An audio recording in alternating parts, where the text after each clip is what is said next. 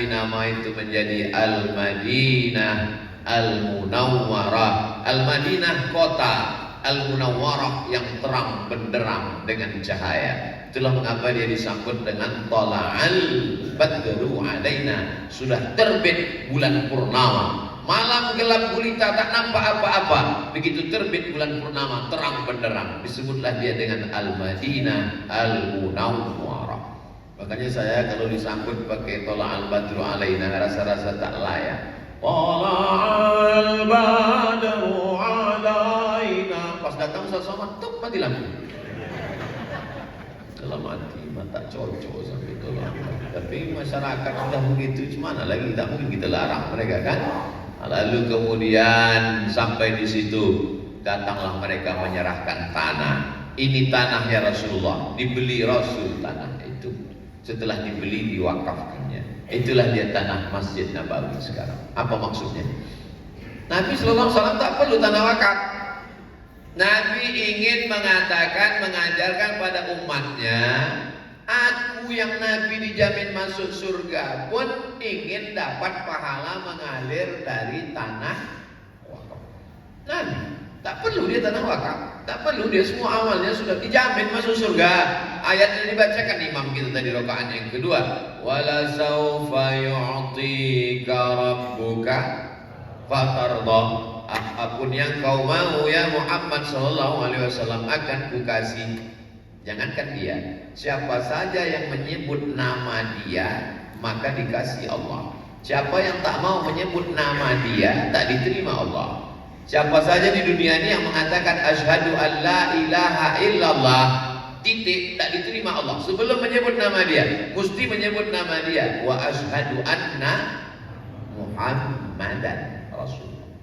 Makanya waktu dia berdakwah ke kampung Arab Badui, kami percaya pada Allah, tapi kepada kau kami tak percaya, kata mereka. Apa kata Allah? Turun langsung ayat. Qul, katakan, in kuntum tuhibbunallah, kalau kamu cinta kepada Allah, fattabi'uni, ikuti aku, ikuti Muhammad sallallahu alaihi wasallam. Wa may yabtaghi ghairal islami dinan, siapa yang tidak mengikuti jalan Muhammad sallallahu alaihi wasallam, falan yuqbala minhu, dia tak akan diterima di akhirat. Wa huwa fil akhirati minal khasirin, termasuk orang yang rugi. Orang sehebat dia pun mau mewakafkan tanah, diwakafkannya lah tanah itu dari tepi mimbar ke samping kubur 22 meter, dari ujung kiblat ke belakang 15 meter. Ini kira-kira dari ujung ini ke sana ada berapa meter? 60,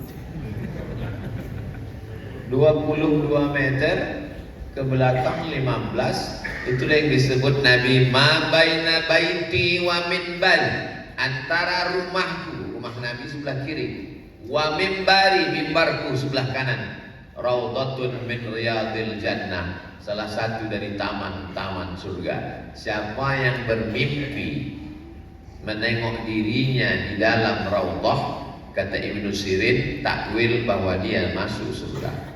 Ada jamaah WA, Ustaz Somad, malam tadi saya mimpi. Apa mimpinya? Mimpi nampak saya, diri saya itu sedang sholat di Taman Raudhah. Apa artinya Pak Ustaz? Tengok tafsir Ahlam, tafsir mimpi Ibnu Sirin. Siapa melihat dirinya di Taman Raudhah, maka salah satu tanda bahwa dia masuk surga.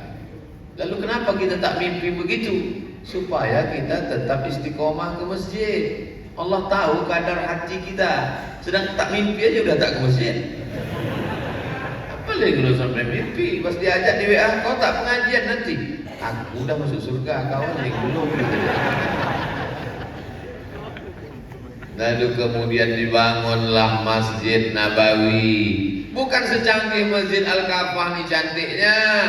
Lantainya pasir, dindingnya labin batu yang dicetak dari tanah liat, tak dibakar, disusun-susun saja. Tiangnya batang korma, atapnya pelepah korma yang dijalin-jalin jadi atap.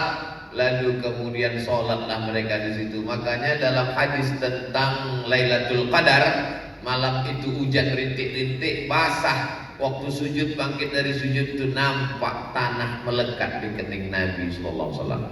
Makanya dalam hadis dikatakan man la'ibal hasa faqad lagha. Siapa yang main-main batu waktu khatib khutbah di atas mimbar maka sia-sia Jumatnya. Orang yang tak ngerti, kok main-main batu? Apa maksud orang? Orang yang tak paham langsung main domino juga orang itu. Bukan batu itu.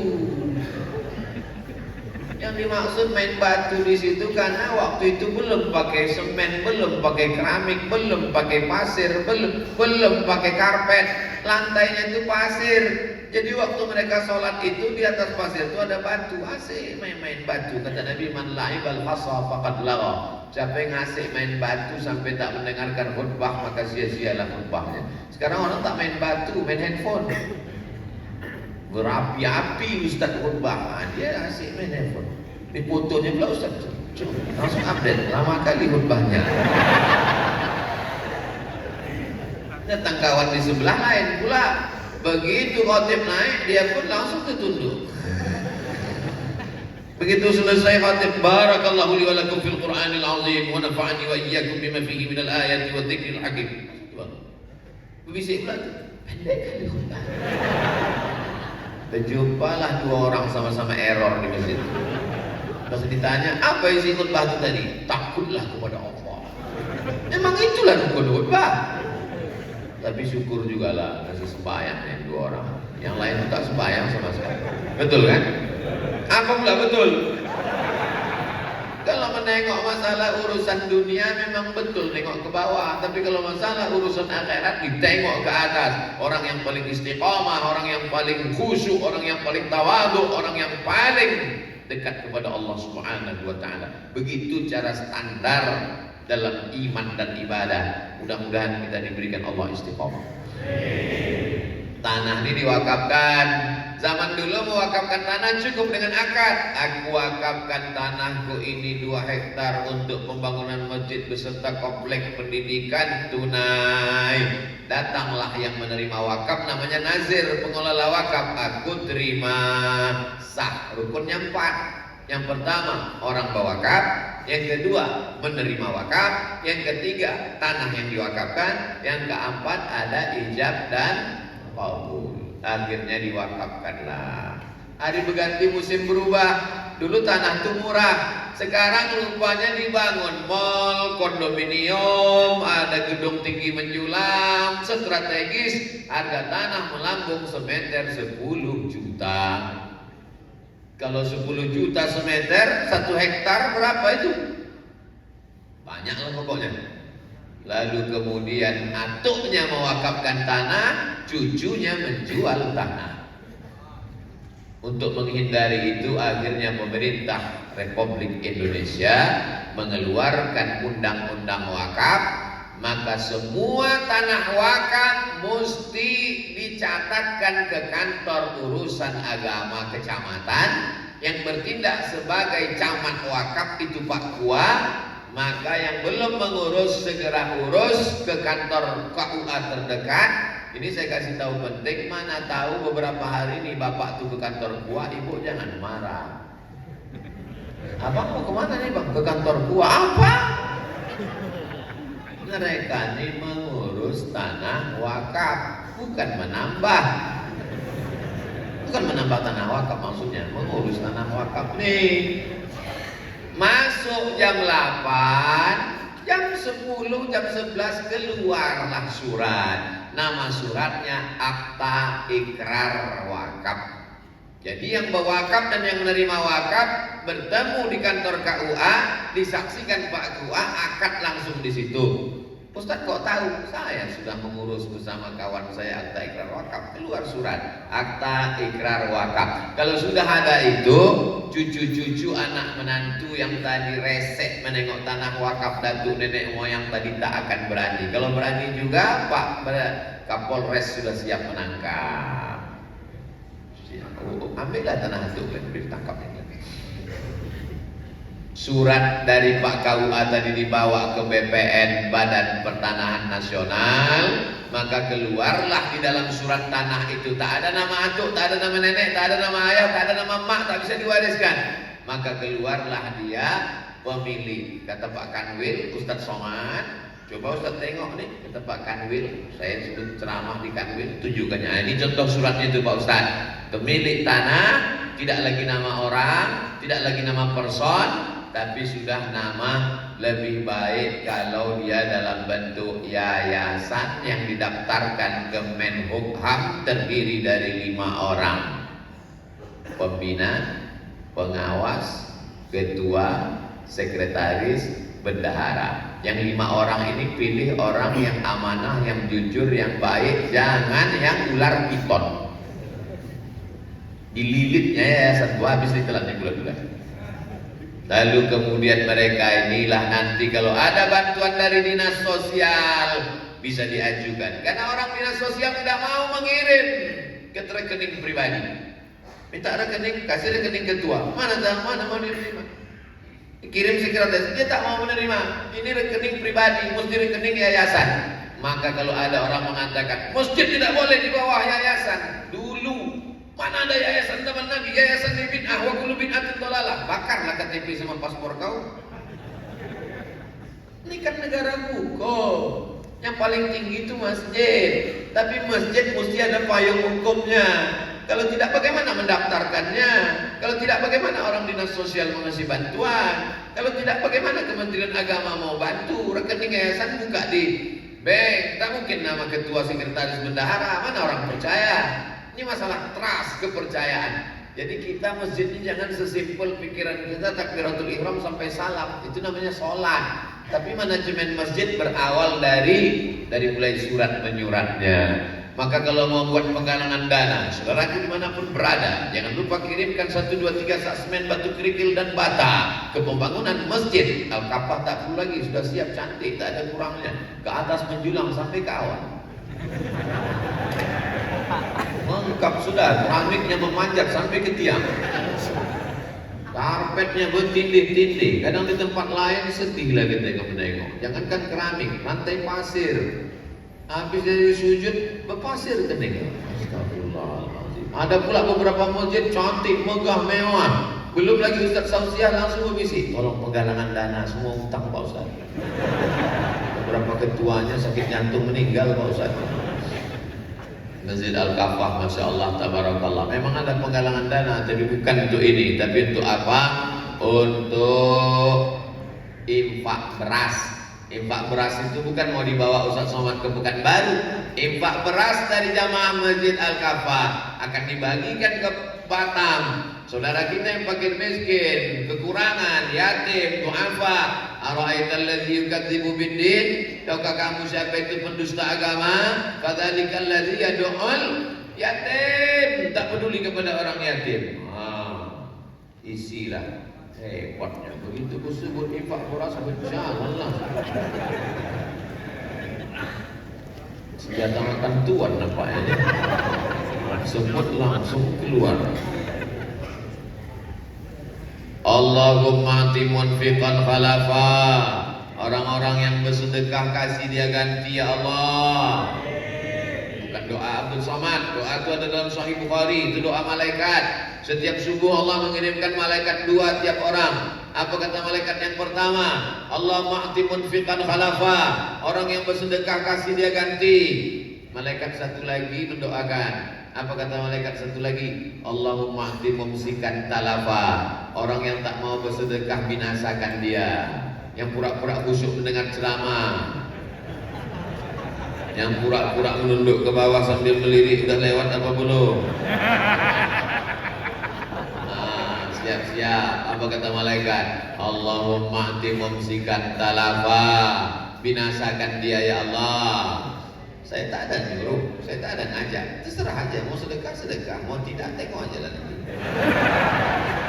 Ya memang yang dibinasakan itu kecil-kecil dulu. Pertama selop hilang, habis itu helm hilang, lama-lama lagi hilang. Bapak Ibu yang dimuliakan Allah Subhanahu wa taala, setelah berjumpa dalam masjid, tahulah kita banyak yang di masjid ini tak sama. Rambut sama hitam, nasib macam-macam. Ada yang kaya, ada yang miskin, ada yang berkuasa, ada rakyat jelata, ada orang yang alim, ada yang jahil. tapi yang paling mulia adalah orang yang paling takut kepada Allah Subhanahu wa taala. Yang berkuasa jangan bangga, karena kekuasaan akan hilang. Yang kaya jangan sombong, karena harta akan sirna.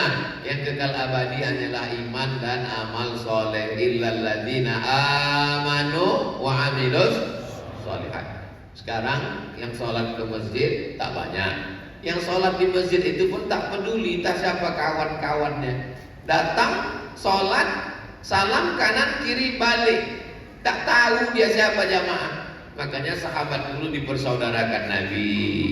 Dicarinya yang Arab, dicari yang tak Arab, dicari yang orang Makkah, dicari orang Madinah.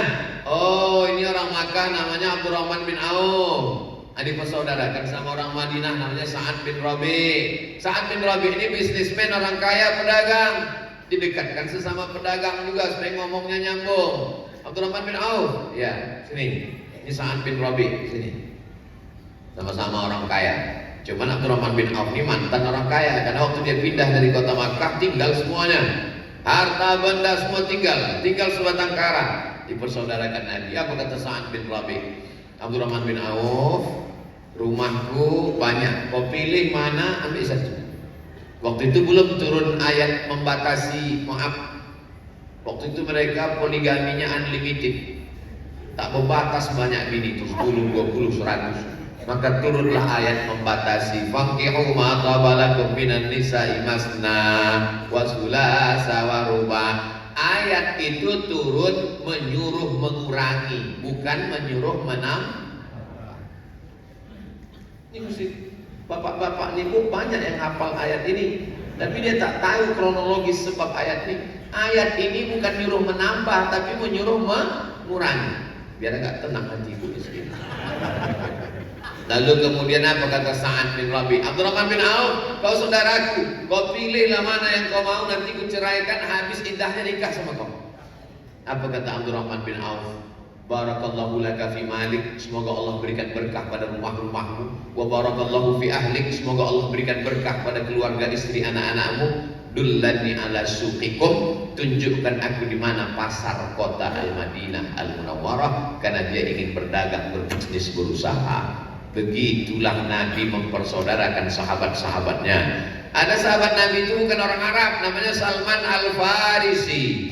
Farisi orang Persia, disaudarakannya sama yang Arab, namanya Abu Darda. Salman, sini. Datang Salman. Abu Darda, kalian bersaudara sekarang ya, kunjung mengunjungi, tegur sapa. Begitu makna berjamaah di masjid itu. Kenapa sekarang kita berjamaah di masjid tapi tak bangkit? Karena tak mau tahu. Oh, mati. Islam ini agama yang mengajarkan mau tahu dengan orang. Jangankan susah dia, jangankan dililit utang, bersihnya aja kita peduli. Asyik, yarhamukallah. Sekarang mana?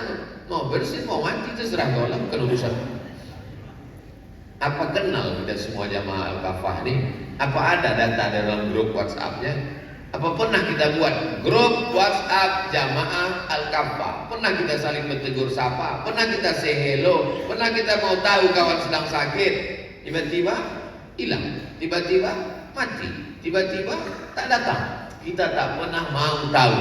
Jadi kita perbaiki. Islam ini mengajarkan la yu'minu ahadukum, kamu belum dianggap beriman hatta yuhibba li akhi, sampai kau sayang pada saudaramu ma yuhibbu li nafsi, sama macam sayang pada diri sendiri. Akhirnya kita heran, kenapa jamaah saudara kawan-kawan kita itu kalau sudah hari libur penuh sampai ke jalan, ternyata di absen. Ada setorannya 10% dari gaji, setor ke masjid, setor ke tempat ibadah. Kalau tidak nanti jenazahnya tidak diurus. Tempat kita terserahlah, mau sembahyang tak sembahyang, mau bayar tak bayar, yang tempat kifayah. Coba kalau dibuat di pintu masjid, yang tak ke masjid, jenazah silakan jalan sendiri. Saudara yang dimuliakan Allah Subhanahu wa taala, Islam ini agama yang kasih sayang. Islam ini agama yang lembut. Walaupun kau tak pernah ke masjid, tak pernah sedekah, tak pernah peduli, tak pernah datang, tapi kalau kau mati, jenazahmu tetap diurus. Yang pertama dimandikan, yang kedua dikafankan, yang ketiga disolatkan, yang keempat dikuburkan. Inilah yang membuat orang tak ke masjid. Oh jadi kalau begitu salah ajaran Islam. Ajaran Islam tak salah, tapi orang zaman sekarang ini menyalah. Maka kita nasihatkan sama dia bahwa engkau datang ke masjid, masjid tidak ada urusan, masjid tidak pernah perlu pada jamaah.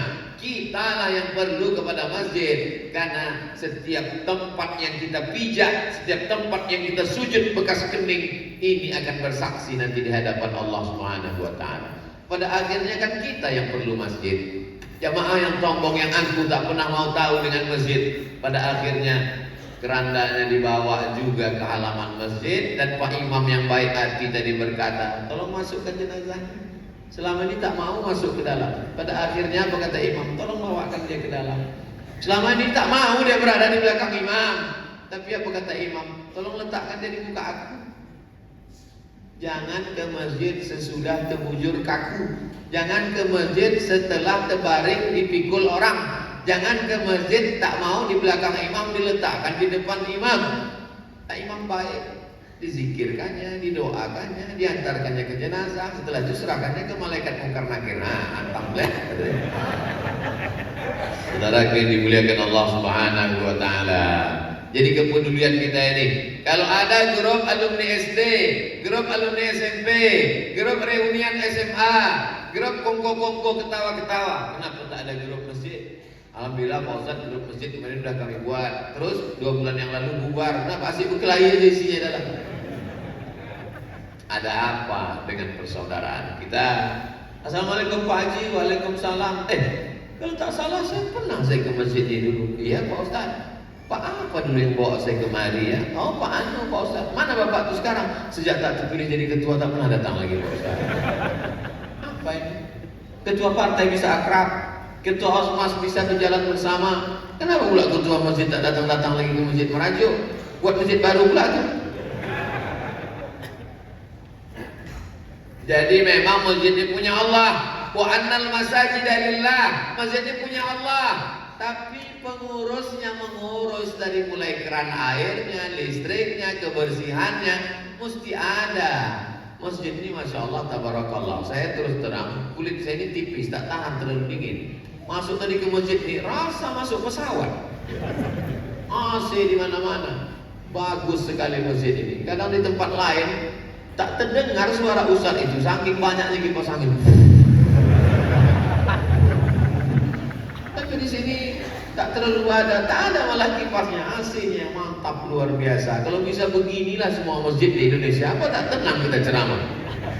Tenang kita ceramah. Tapi apa mau dikata? Masjid ini tak sama nasibnya, macam-macam. Bangga pengurus masjid dari Jumat. Dengan ini kita umumkan bahwa kas masjid kita hari ini 500 juta, 500 miliar, sambil mendongakkan telinga, hidung ke atas. Sementara masjid di sebelah mengumumkan pula, masjid kita Bapak Ibu hari ini terutang 300 juta. Kurus-kuruslah pengurus itu semua. Masjid yang banyak kas tadi, tangannya kalau berdoa di atas paha. Masjidnya banyak utang tadi, ketua semua pegetar sebelahnya. Ya Allah. Apa ini? Padahal ini semua milik umat. Tidak ada masjid dikapling-kapling. Mestinya masjid punya masjid binaan. Masjid besar, masjid mewah, masjid megah punya masjid binaan yang berada di bawah atap payung masjid. Karena umat ini satu. Hadhihi ummatukum ummatan wahidah. Tuhannya satu. Qul huwallahu ahad. Nabinya satu, asyhadu anna Muhammadan Rasulullah. Kiblatnya satu, fawalli wajhaka syatral masjidil haram. Kenapa hati kita terbagi-bagi? Kenapa kita tidak bersatu? Memahami pemahaman yang benar tentang pengurus masjid. Tapi jangan gara-gara saya bilang masjid ini punya Allah, lalu masyarakat seenaknya saja tidur pula di masjid. Pas ditanya, kenapa kau tidur di masjid? Kenapa kau? Masjid punya Allah. Masjid ini punya Allah, tapi mesti ada aturan-aturannya. Masjid Nabawi pun ditutup malam, Masjidil Haram betul terbuka 24 jam. Masjid Nabawi tetap ditutup. Ada aturan, ada ikatan, ada pasal dibuat ADART untuk apa? Menjaga ketertiban kita bersama. Lalu kemudian program-program masjid. Imam amat sangat berpengaruh. Nyaman kita subuh ini. bacaannya, makharijul hurufnya, panjang pendeknya, tumakninahnya. Sabbih isma rabbikal a'la alladzi khalaqa fasawwa. Di beberapa masjid tolak-tolakan lalu. Siapa yang mau maju ke depan. Saking kan banyak yang menolaknya, duluan pula kepalanya dari kaki, akhirnya maju dia ke depan. Bismillahirrahmanirrahim. Ijazah. Tak ada zat.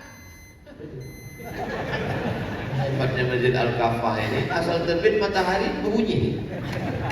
Itu tadi tanda bahwa matahari sudah terbit. Kalau terbit matahari itu tidak boleh sholat, karena waktu terbit matahari itu disitulah mereka menyembah Lata, Uzza, Manat, Hubal, Jibti, Tawud, Naham, Tuhan-Tuhan berhala orang kafir musyrik. Begitu terbit matahari, mereka pakai untuk menyembah Tuhan. Apa pelajarannya? Bahwa orang musyrik jahiliyah bangun pagi. Jadi kalau ada orang Islam sekarang bangun jam 8, kata Abu Jahal, parah kau lagi dari aku, kata dia. Abu Jahal, Abu Lahab jam segini udah terbangun. Dan Tuhan yang disembahnya itu banyak. Lata, Uzza, Manat, Hubal, Jibti, Tawud, Naham. Ada yang terbuat dari kayu, dari batu, dari perunggu, dari emas, dari perak, dari roti pun ada. Dibuat mereka Tuhan itu dari tepung gandum, dikasih minyak samin, minyak sapi, minyak onta, minyak lembu. Setelah itu lalu kemudian dibuat adonan, dibuat bentuknya gambar orang sedang duduk. Disembah mereka. Oh Tuhan, pas lapar perut dicuilnya Tuhan. Maka disebut mereka jahiliyah. Jahil itu bukan bodoh artinya. Mana pula bodoh? Mereka itu ekspor impor, eksportir importir. Mereka itu bisnismen. Mengapa disebut jahil? Karena dalam masalah Tuhan dia jahil. Sama macam sekarang. Ustaz Somad, masih ada orang jahiliyah sekarang? Ada. Profesor, doktor, jenderal, penguasa, orang kaya, tapi percaya sama dukun. Kan bonga aja. Bodoh. Dibodoh-bodohin dukun. Ketahuan semuanya. Mau ngamuk dukun-dukun. Kalau memang betul dukun itu bisa menyantet, kenapa lapor polisi? Kenapa tersantet aja bantai ini semua? Nampak betul bodoh. La illallah Muhammad Rasulullah. Jahil. Ini ustaznya emosi atau marah? Agak lapar sedikit. Nah, jadi ini manusia sekarang, zaman dulu kan tak ada jam. Jadi mereka dikatakan terbit matahari di agak-agak setinggi tombak. Untuk melewatkan waktu menyembah berhala tadi biar tak sama kita dengan mereka, baru boleh sholat sunat di agak-agak setinggi tombak. Jadi matahari naik setinggi tombak setelah diukur menurut ilmu astronomi 12 menit. Biasanya orang menggenapkannya 15 per 4 jam biar mudah. Jadi waktu terbit tadi jam 6.02 tambah 15 berarti jam 6.17 barulah boleh kita sholat sunat isyraq. Usolli sunnatal isyraq raka'ataini lillahi ta'ala. Imam berpengaruh, muazzin berpengaruh. Terus terang masjid ini Masya Allah, mentang-mentang Ustaz di sini Ustaz puji, enggak? Saya kalau memang cocok saya lanjutkan, kalau memang tidak azan. Tenang kita mendengar azan. As-salatu khairum minan naum. Katanya tak boleh panjang Pak Ustaz. Apa pula tak boleh panjang? Apa pula tak boleh panjang? Tengok. Li'ila fi Quraisy. Kan panjang kan? Ila fihim rihlatasy syita'i was-sayf. Falyabudu rabb hadzal bait alladzi at'amahum min ju' wa amanahum min khauf. Itu dalil naum itu boleh panjang. Karena khauf dengan naum sama. Tapi ada yang mengatakan tak boleh panjang. Bukan tak boleh panjang, lagunya jangan terlalu slow. As-salatu khairum minan naum. Kawan sudah mau bangkit tadi mendengar. Tapi kalau yang muazzin itu diangkat babinsa sama babin kamtib mas, barulah sedap. As-salatu khairum minan naum. Karena muda nih dikasih kesempatan azan. Kenapa Ustaz tak maju tadi jadi imam? Siapapun yang datang ke Masjid Al-Kafah, walaupun jubahnya 3 lapis, walaupun pakai baju kebesaran karena ukurannya XL, tidak boleh maju ke depan walaupun jenggotnya bercabang. Kalau tidak izin imam ratib, imam tetap. Siapa yang paling layak jadi imam di kota Batam ini? Yang paling layak jadi imam Pak Rudi, pemimpin ulil amri. Lalu kemudian pemimpin mengangkat namanya imam ratib Masjidil Haram, diangkatlah Syekh Abdul Rahman Sudais, Syekh Su'ud As-Suraim diangkat oleh Sultan. Lalu kemudian imam ratib itu yang maju ke depan. Walaupun Grand Syekh Al-Azhar Kairo, walaupun ulama besar dari Yaman, dia tak layak maju ke depan. Imam ratib ini mesti kita amalkan begini. Karena dulu pernah di Pekanbaru, imam ratib ini tak pede. Kebetulan acara pertemuan imam-imam sedunia di Pekanbaru. Begitu datang imam dari Palestina, imam lokal ini langsung cium. Majulah imam dari Palestina ini, dibuatnya zuhur 2 rakaat. Dia musafir. Assalamualaikum warahmatullahi. Assalamualaikum warahmatullahi. Jamaah bingung. Yang satu salam, yang satu udah salam sambung lagi. Yang satu selesai sholat, kebetulan jadwal saya waktu itu Rabu zuhur. Selesai sholat, bertanya, habis mereka datang, gimana zuhur kita tadi Pak Ustaz? Nah itulah gara-gara imam ratib tak mau maju ke depan. Tapi di masjid kita imam ratib maju. Ustaz tak dipersilakan tadi, persilakan. Saya dikasih mikrofon untuk saya, tapi saya bilang, kata saya. Oh, begitu. Ini imam ada, Bilal ada, khotibnya ada, lengkap. Tapi tak cukup hanya pengajian khutbah saja dipadakan seminggu sekali, tak cukup, mesti ada pengajian. Jangan lagi tabligh akbar pengajian tak tentu arah. Sebulan sekali tabligh akbar, mantap.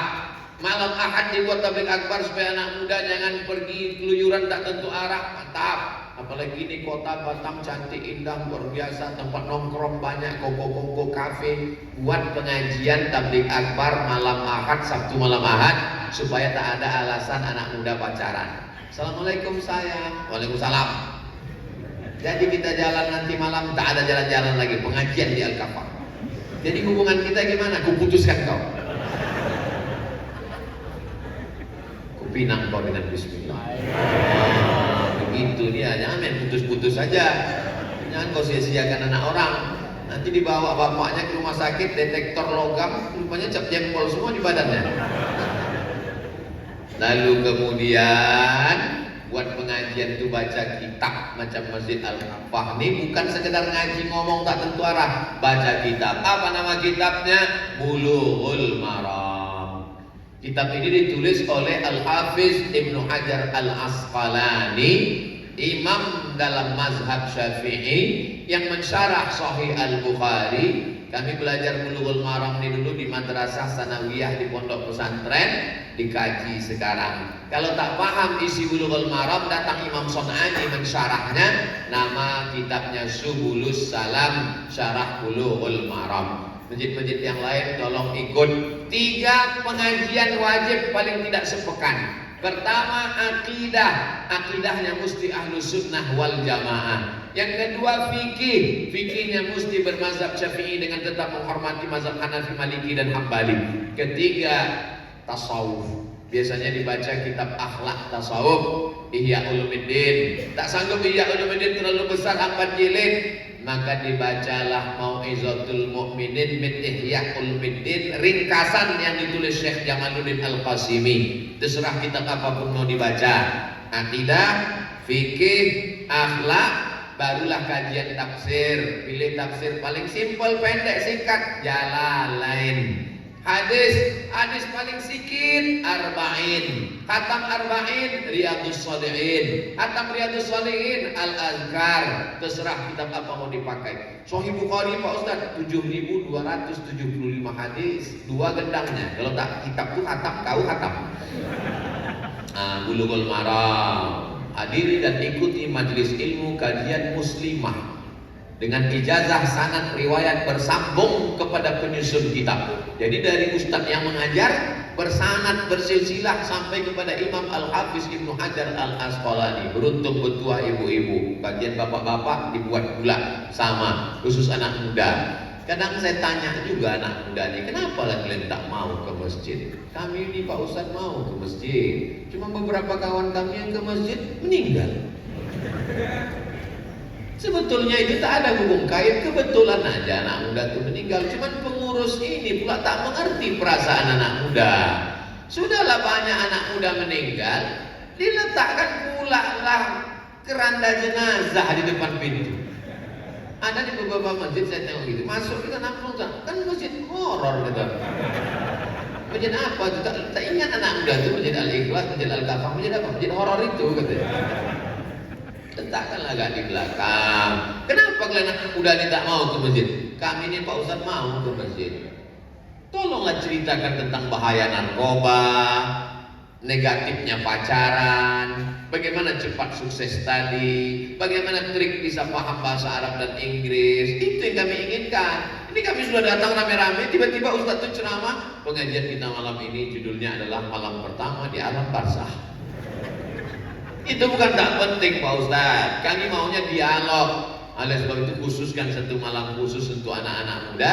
Yang tua boleh datang karena orang tua juga punya anak muda. Tampilkan di situ psikolog, dialog dengan bapak polisi, dialog dengan Badan Narkotika Nasional, atau di panel antara tiga, ada dari BNN, ada dari Ustadz, ada dari kepolisian, ada dari Babinsa, ada dari Babin Kamtibmas. Mungkin nanti ada anak-anak dibuat membawa acaranya anak muda, pembaca Qurannya anak muda, protokolnya anak muda, MC hostnya anak muda. Nah, ini membangkitkan semangat anak muda. Untuk ibu-ibu ada, untuk anak muda ada, untuk bapak-bapak ada. Ilmu yang sifatnya praktek penyelenggaraan jenazah ada, cara menghitung harta warisan ada. Sehingga orang ke masjid itu ada ketertarikan.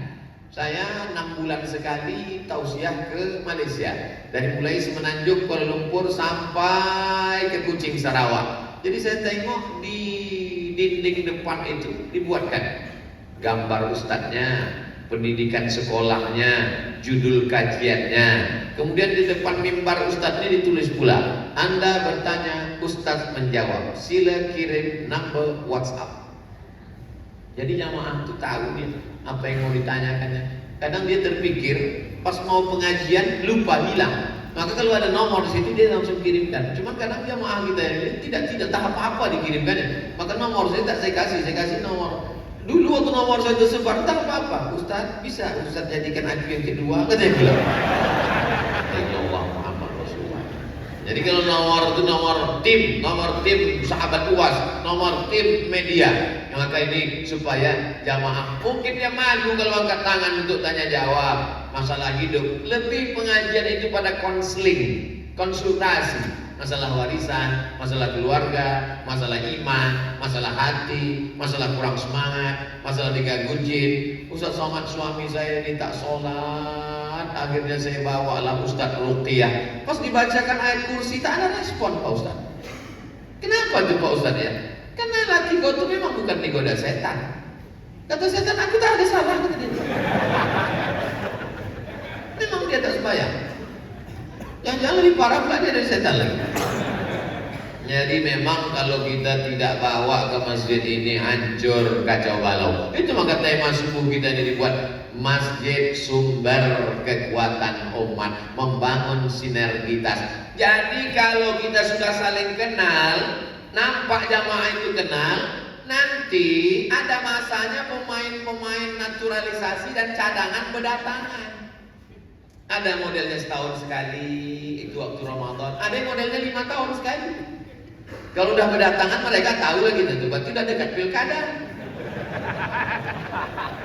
Jadi jamaah ini tidak tertipu, tak terpukau, paham dia. Mulailah sebelum Ustaz tampil kita dengarkan dulu sepatah dua patah kata, lalu berdirilah pemain naturalisasi dan pemain cadangan tadi. Jamaah udah senyum aja semua.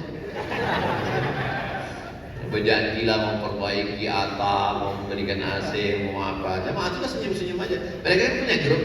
Nah, kirim-kiriman lah mereka. mantap. Apa kata dia? Ambil uangnya, jangan coblos orangnya.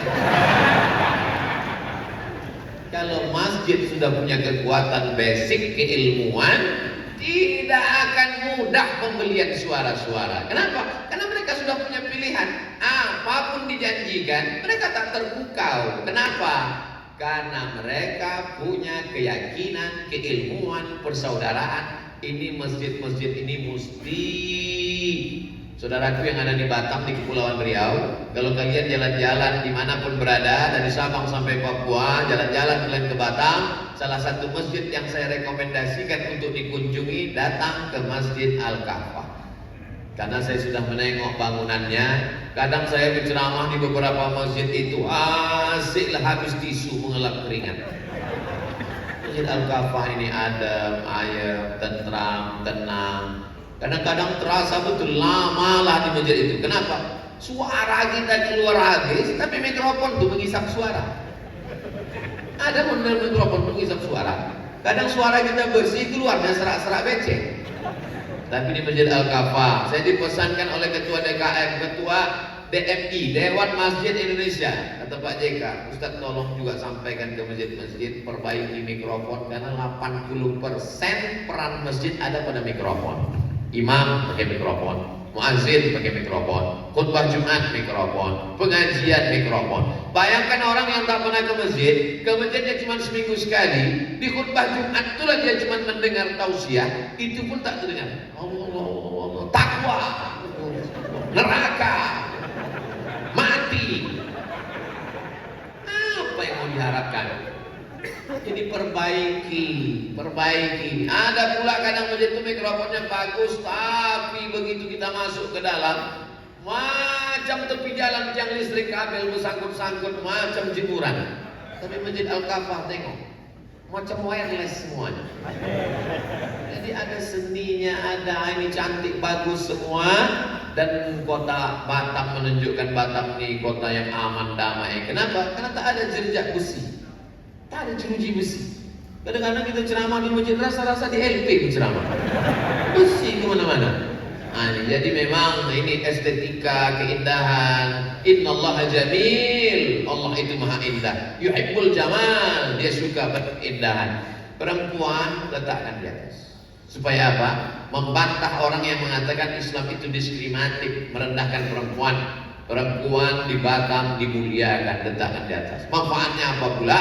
Supaya tak bercampur antara sop laki-laki dan perempuan. Ini kadang anak-anak muda ini kalau bercampur, dia tak mau ke depan, asik ke belakang. Karena ada pula perempuan di belakang. Bunyi aminnya pula, ghairil maghdubi alaihim waladdallin, amin. Gitu. Jamaah yang dimuliakan Allah Subhanahu wa taala, kalaulah kita bisa menjaga kebersamaan di masjid, mati kita didoakan orang, pahala mengalir, amal jariah. Dan yang paling penting adalah kalau kita istiqomah ke masjid, anak-anak cucu kita pun juga akan istiqomah. Itu sudah hukum kepastian. Tapi kalau tak pernah menuju masjid, jangan harap. Karena anak-anak ini petuahnya Allah bisa karena biasa. Tarik-tarik kan tangan anak, tenteng-tenteng kan tangan anak, bawa-bawa kan. Masalah dia mengantuk di masjid tak apa-apa. Itu akan menjadi kenangan dia yang luar biasa. Mungkin dia nanti kuliah jauh, sempat pula dia pergi ke Amerika, tapi dia tahu balik ke pangkal jalan. Ketika azan maghrib berkumandang, hayya 'alas shalah,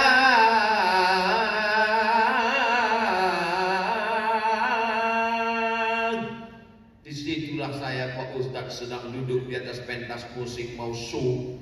Ini yang ngomong cerita ke saya ini promotor band. Semua band-band musik di Indonesia ini semua dia yang mengontrolnya. Kalau sudah show dari Sabang sampai Papua, Pak Ustadz 3 bulan tak pulang. Tak ada cerita sholat, tak ada cerita zikir, tak ada cerita baca Quran. Sampai akhirnya nanti malam mau show, pas maghrib sore itu saya duduk di atas pentas, nampak saya matahari mau tenggelam merah. Tiba-tiba teringat saya almarhum ayah saya dulu membawa tangan saya ke masjid. Itulah sebab saya tobat, Pak Ustaz. Betapa kenangan masa kecil itu, memori itu berbalik dia. Ini anak-anak yang dibawa hari ini, tengok banyak anak-anak di bawah. Anak-anak ini ada memorinya, nanti akan berbalik bawah alam sadarnya itu, dia yang akan membawa anak dia pula nanti 20 tahun akan datang. Beberapa hari lalu saya dikirim video anak-anak ini ribut di belakang, entah silap bapak itu naik darah tingginya disipak lah anak itu, tinggal sok ke belakang.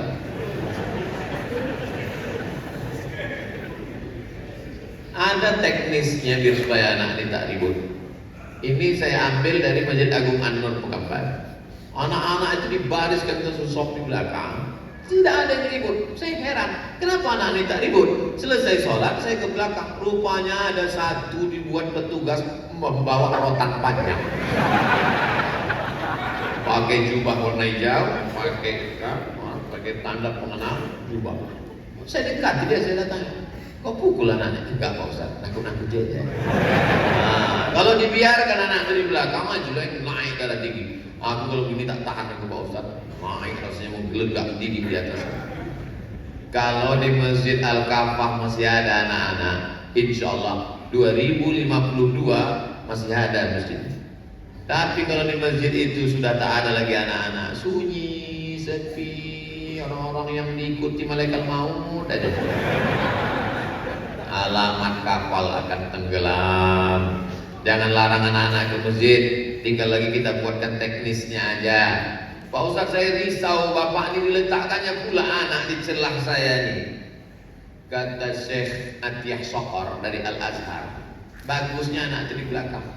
Tapi anak kan tidak memutus sop. Anak itu tidak memutus sop syaratnya dua. Yang pertama, ujung senapan udah berpotong, karena kalau tidak ada najis di situ. Yang kedua, anak ini toharohnya, bersucinya, tumakninahnya sudah sempurna. Kadang ada anak-anak ini belum bersunat, lalu pula wuduknya tak sempurna, dihidupkannya keran, sifat-sifatnya aja air. Diambilnya air basah sedikit udah. Nah, itu tak baik. Dan tak mungkin pula kita angkat satu Satpol PP di pintu untuk nengok. Ini udah potong depan, ini belum potong belakang, kan payah. Nah, jadi untuk meninggalkan khilaf itu, anak-anak jangan bawa. Itu tak bijak juga. Dibuatkan satu sop di belakang, buat satu petugas. Lalu petugas ini tak bisa lah ikut sholat Pak Ustaz. Tengoklah Masjidil Haram.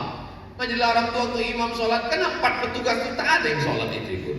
Nanti selesai di ujung-ujung baru mereka sholat. Itu tidak jadi masalah, karena ini bagian dari manajemen yang baik. Karena kalau kita tidak buat begini, orang tidak datang ke masjid, tidak nyaman, tentram. Jadi dua secara umum masjid ini. Yang pertama hardware, yang kedua software. Hardware, bangunan, keran air, tempat wudhu, fasilitas, AC, jam dinding, sound system, karpet.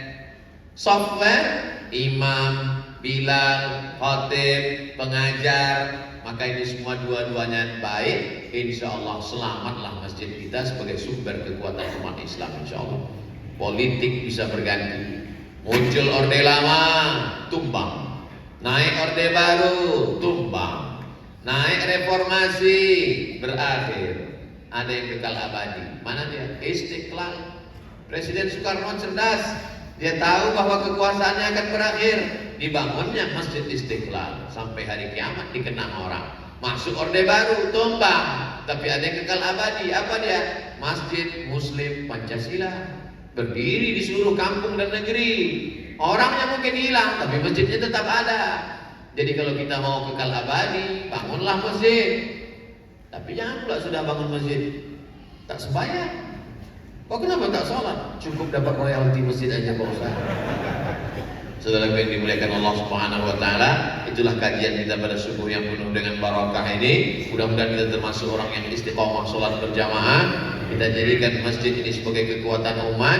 Masjid tidak ada kepentingan politik, ekonomi dan pribadi. Masjid adalah membuat kita menjadi khusyuk dan tawadhu.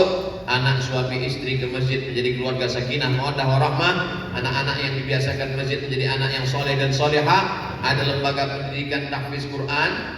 Tidak cukup hanya sekedar ibadah, ada pula di pembebasan tanah, ada klinik bersalin, ada klinik, ada tempat orang kesehatan, zahirnya di luar, batinnya di dalam, ada balai pertemuan, ada tempat pernikahan, sehingga orang yang nikah juga dibawa akadnya ke masjid, sehingga berawal keluarganya dari masjid. masjid paripurna, impian di setiap negeri, umat dan bangsa. Mudah-mudahan tercapai niat baik ini. Al-Fatihah. A'udzubillahi minasyaitonirrajim. Bismillahirrahmanirrahim. Alhamdulillahirabbil alamin. Arrahmanir rahim. Maliki yaumiddin. Iyyaka na'budu wa iyyaka nasta'in. Ihdinas siratal mustaqim. Shiratal ladzina an'amta 'alaihim ghairil maghdubi 'alaihim waladdallin. Amin. Wassalli ala sayyidina Muhammad wa ala ali sayyidina Muhammad. Rabbana la tuzigh qulubana, jangan palingkan hati kami ba'da idh hadaitana, setelah Kau berikan hidayah kepada kami. Rabbana taqabbal minna, terima amal kami, wa tub alaina, terima taubat kami. Allahumma a'inna, tolong kami, ala dzikrika, supaya hati kami berzikir mengingatmu, wa syukrika, selalu bersyukur kepadamu, wa husni ibadatik, selalu beribadah dengan ibadah yang terbaik. Rabbana a'inna, Rabbana aftah bainana wa baina qaumina bil haqqi wa anta khairul fatihin. Bukakan pintu hati kami, damaikan antara saudara kami yang masih bertikai, satukan kami dalam iman dan Islam. Allahumma ahyina bil iman, hidupkan kami dengan iman. Wa amisna bil iman, matikan kami dengan iman. Wahsyurna yaumal qiyamati ma'al iman, bangkit kami di padang mahsyar membawa iman. Wa adkhilna jannata ma'al mu'minin, masukkan kami ke dalam surga bersama saudara-saudara kami beriman. Bagaimana kami bersama di Masjid Al-Kafah ini, bersama jugalah nanti kami di surga Jannatul Firdaus, ma'an nabiyyin, bersama para nabi, wasiddiqin, bersama orang yang benar, wasyuhada, bersama orang mati syahid, wassalihin, bersama orang-orang yang saleh.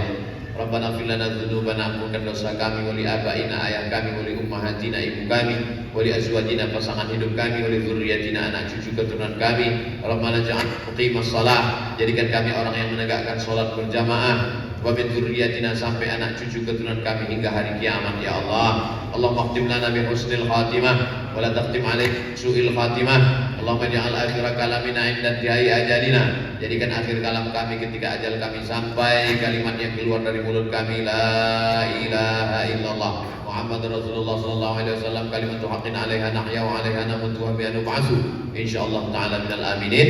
Rabbana atina fid dunya hasanah wa fil akhirati hasanah wa qina adzabannar. Wa sallallahu ala sayyidina Muhammad wa ala alihi wa sahbihi wa sallam. Walhamdulillahi rabbil alamin. Taqabbalallahu minkum inna wa minkum taqabbal ya karim. Salat sunat Isyraq 2 rakaat, usolli sunnatal Isyraq raka'ataini lillahi ta'ala. Terima kasih. Wassalamualaikum warahmatullahi wabarakatuh.